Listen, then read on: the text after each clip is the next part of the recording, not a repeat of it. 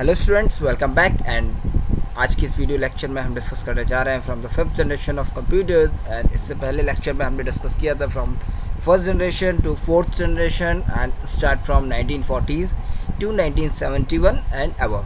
Clear. And fourth generation जो हमारी start हुई थी 1971 से स्टार्ट हुई थी एंड टिल द प्रेजेंट तक। And this the fifth generation from present to future. Clear. So इस जनरेशन के अंदर हमारी कुछ टेक्नोलॉजी और अपडेट हुई। Means fourth generation and fifth generation is likely similar हैं, बट यहाँ पर एक कॉन्सेप्ट नया आया and that concept is artificial intelligence. And इसी के बेसिस पर यहाँ पर जिससे पहले वाले जनरेशन में फोर्थ जनरेशन में VLSI का यूज़ हो रहा था, तो वहाँ पर एक माइक्रो प्रोसेसर के ऊपर इंटीग्रेटेड चिपसेट यानी कि ICs को और ज़्यादा बढ़ा दिया गया, जिसके थ्रू आर्टिफिशियल इंटेलिजेंस को डेवलप किया गया। So what do understand by the term artificial intelligence? Artificial intelligence simply means एक आर्टिफिशियल तरीके से एक मशीन को इंटेलिजेंट बनाया जाता है, डेट्स AI। क्लियर। एंड इसका बहुत अच्छा एग्जांपल आप सभी ने एक मूवी देखी होगी, that's robot and robot 2.0। This is an example of artificial intelligence. जिस तरीके से एक मशीन एक रोबोट को बनाया गया जो कि सोच सकता है एंड आपकी वॉइस को रिकॉग्नाइज कर एक रिप्लाई आपको, पॉजिटिव रिप्लाई आपको प्रोवाइड कर सकता है।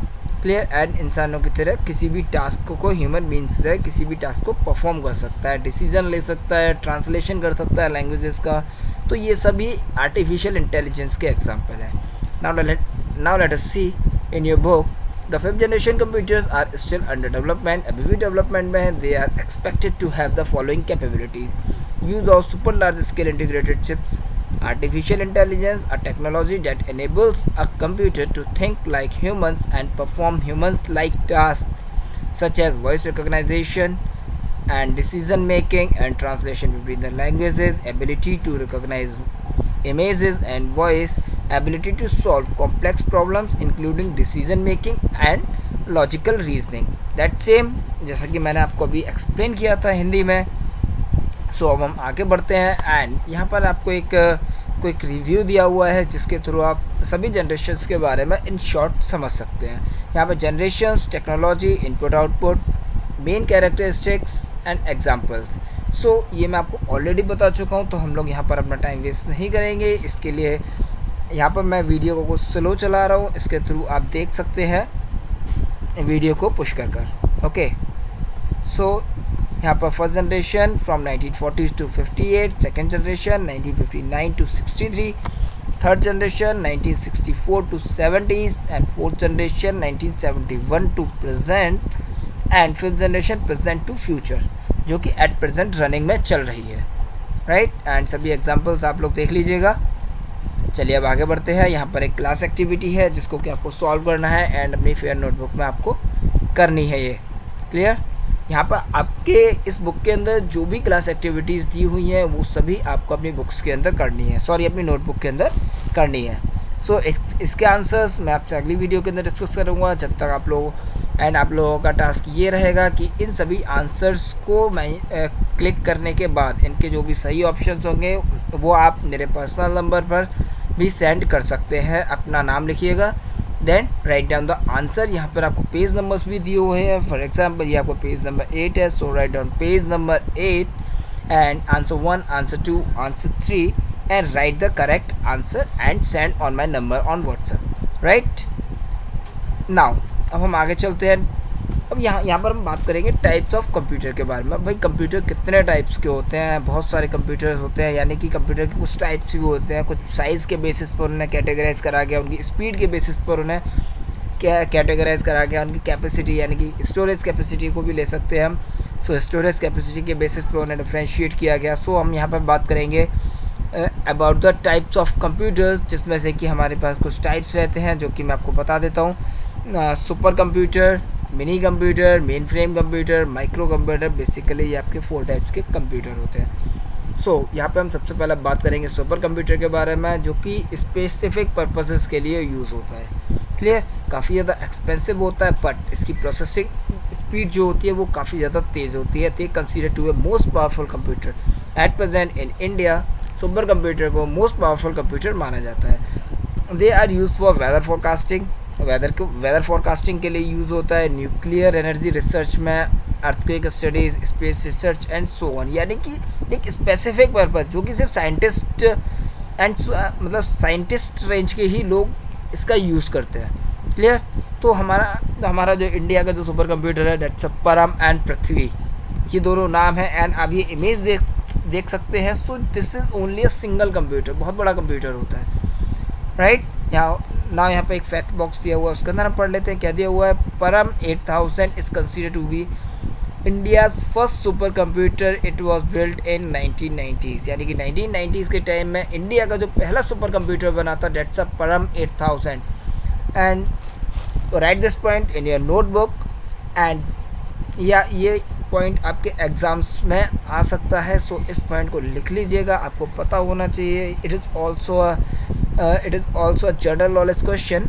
Param 8000 which one is the India's first supercomputer?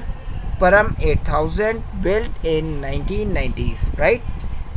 Now अब हम आगे चलते हैं, अब हम आगे पढ़ते हैं मेन फ्रेम कंप्यूटर्स के बारे में। तो यहाँ पर भी इनकी स्पीड बहुत ज़्यादा तेज़ होती है एंड काफ़ी ज़्यादा एक्सपेंसिव होते हैं। एंड ये जो यूज़ होते हैं 100 यूज़र्स एट ए टाइम, यानी कि एक मल्टी यूज़र कंप्यूटर सिस्टम होता है मेन फ्रेम कंप्यूटर। 100 यूज़र्स से ज़्यादा यूज़र इस पर एक साथ वर्क कर सकते हैं। Clear. They can be use by more than 100 users at a time. Clear है। एंड इसका एग्जाम्पल दिया हुआ IBM Z सीरीज़ का कंप्यूटर जो भी है वो आपके मेन फ्रेम कंप्यूटर्स हैं। एंड सुपर कंप्यूटर में मैं आपको ये भी बता दूं कि जो फोरकास्टिंग वाला टॉपिक आया था, यानी कि जो फोरकास्टिंग वाला पॉइंट आया था, इसका मतलब है आप लोग न्यूज़ में देखते हैं कि वेदर फोरकास्ट कर देते हैं कि भाई एट प्रेजेंट गर्मी हो रही है, देन 2 घंटे बाद बारिश पड़ने के चांसेस हैं। इस तरीके से जो भी प्रेडिक्शंस करी जाती हैं वो सब सुपर कंप्यूटर से ही चेक कर करी जाती हैं। ओके। नाउ अब हम बात करते हैं यहाँ पर मिनी कंप्यूटर्स के बारे में। जैसा कि आप इसके नाम से समझ सकते हैं, मिनी यानी कि थोड़े से छोटे कंप्यूटर्स हो गए पहले कंप्यूटर्स से, यानी कि main frame computer and super computer से थोड़े छोटे हो गए। एंड ये आपके कुछ कम एडवांस होते हैं, यानी कि as compare to mainframe computer super computer, mini computers are less advance, यानी कि उनके अंदर क्वालिटीज़ थोड़ी कम होती है in terms of speed and storage capacity. उनकी जो स्टोरेज कैपेसिटी है वो भी थोड़ी कम होती है एंड स्पीड भी थोड़ी कम होती है और कम एक्सपेंसिव भी होते हैं। भाई जब जैसे जैसे इनकी टेक्नोलॉजी, इनके अंदर जो भी हार्डवेयर डिवाइसेस लगाई जा रही है, अगर वो कम हो गई, यानी कि उनकी कैपेसिटी कम हो गई, देन ये लेस एक्सपेंसिव भी हो जाएंगे। क्लियर है। सो ये आपके मेन फ्रेम कंप्यूटर्स होते हैं and mostly small businesses and firms इनका यूज़ करती हैं। एंड इसके एग्जांपल्स हम ले सकते हैं PDP सेकेंड। यहाँ पर आप देख सकते हैं एक मेन फ्रेम कंप्यूटर है, एक मिनी कंप्यूटर है। This is a main frame computer जो कि साइज़ में थोड़ा बड़ा है एंड मिनी कंप्यूटर जो कि साइज़ में छोटा है। एंड मेन फ्रेम कंप्यूटर पर एक साथ 100 यूज़र्स यूज़ कर सकते हैं and mini computer single one. Clear. तो ऐसे हमारे पास काफ़ी सारे डिफरेंसेस होते हैं। ना अब हम आगे बढ़ते हैं। Dates a micro computer. ये आपका जनरल पर्पस कंप्यूटर्स होते हैं जो कि आप एट प्रेजेंट यूज़ करते हैं। इनके अंदर जो टेक्नोलॉजी यूज़ होती है दैट्स अ माइक्रो प्रोसेसर, इसीलिए इन्हें माइक्रो कंप्यूटर्स कहा जाता है। Okay. Now micro computers are small in size and less expensive. They are also called personal computer as you use in your at your home. Clear. As they are designed for personal use, microcomputers are especially designed for general use like entertainment, education and office work. Some manufacturers of microcomputers are Dell, Apple, HP, IBM. ये सब आप normally जानते हैं। Clear. And micro computer के बारे में मैंने आपको बता दिया, लेस एक्सपेंसिव होते हैं, साइज़ में भी छोटे होते हैं एंड वर्क परफॉर्मेंस इनकी फास्ट होती है और मोस्टली किस लिए यूज़ करे जाते हैं, entertainment, education and office work के लिए। एंड जो कंपनीज़ आप लोग मार्केट में नॉर्मली देखते हैं, डेल के कंप्यूटर्स, एप्पल के कंप्यूटर्स, HP, IBM और इसके अलावा आप ले सकते हैं HCL ले सकते हैं। Clear. Micro computers are various of types, desktop version, laptop version and tablet and palmtop version.